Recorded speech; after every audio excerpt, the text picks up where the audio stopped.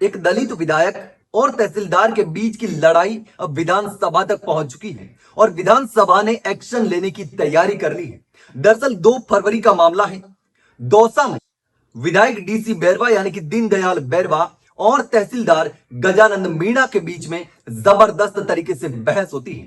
तहसीलदार कोई अतिक्रमण हटाने पहुंचे थे और विधायक ने कहा कि गरीबों के दलितों के घर मत तोड़िए, लेकिन जैसे ही वहां पर विधायक पहुंचे तो तहसीलदार ने इस लहजे में बात करी जैसे वो विधायक है ही नहीं।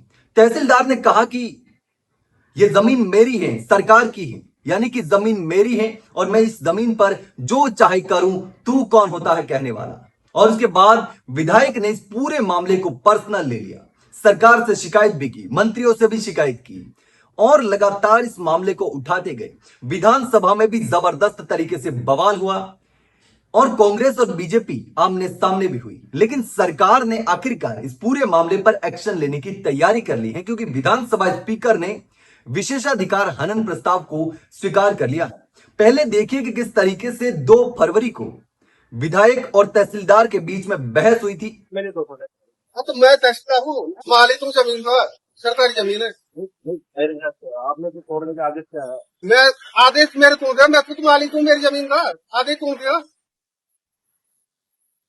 मेरे आदेश कौन दिया? मैं मालिक हूँ, सरकारी जमीन है ये। कौन सी है? ये वो सरकारी जमीन है तो पूरे दौसा की जमीन है। हाँ तो आप फोटो दिखेगा, सरकारी जमीन है, मालिक मैं हूँ। आदेश कौन देगा मेरे को? मेरी जमीन का मालिक मैं हूँ।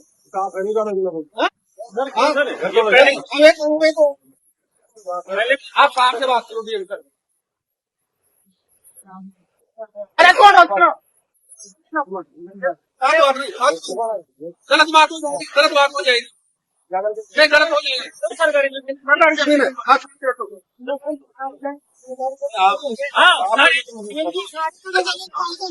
जमीन हमारी है, एंड होल्डर है।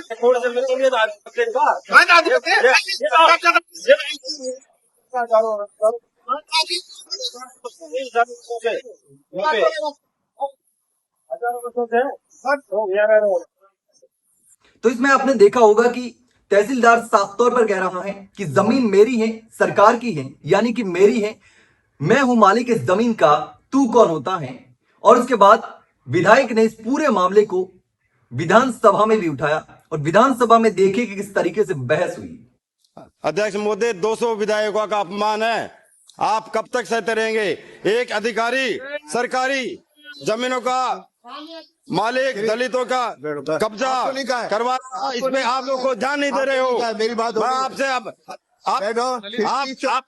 कब तक आप दलितों पे अत्याचार करते रहेंगे?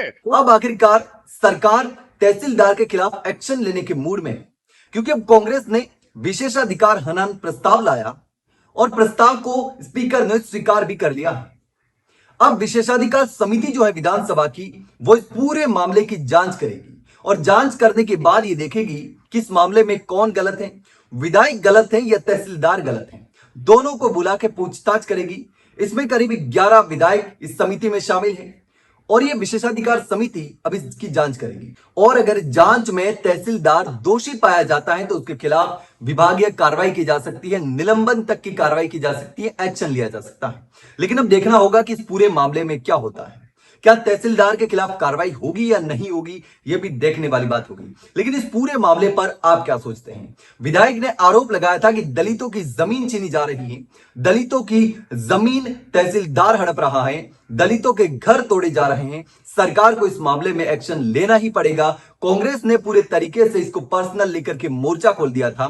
टीकाराम जूली ने भी सरकार से सवाल किए थे और उसके बाद विशेषाधिकार हनन प्रस्ताव लाया और प्रस्ताव को स्पीकर ने स्वीकार भी कर लिया है और अब इस पूरे मामले में विशेषाधिकार समिति जांच करेगी। लेकिन आपको क्या लगता है, आखिर इस पूरे मामले में गलत कौन है, तहसीलदार या फिर डीसी बैरवा? कमेंट में जरूर बताना।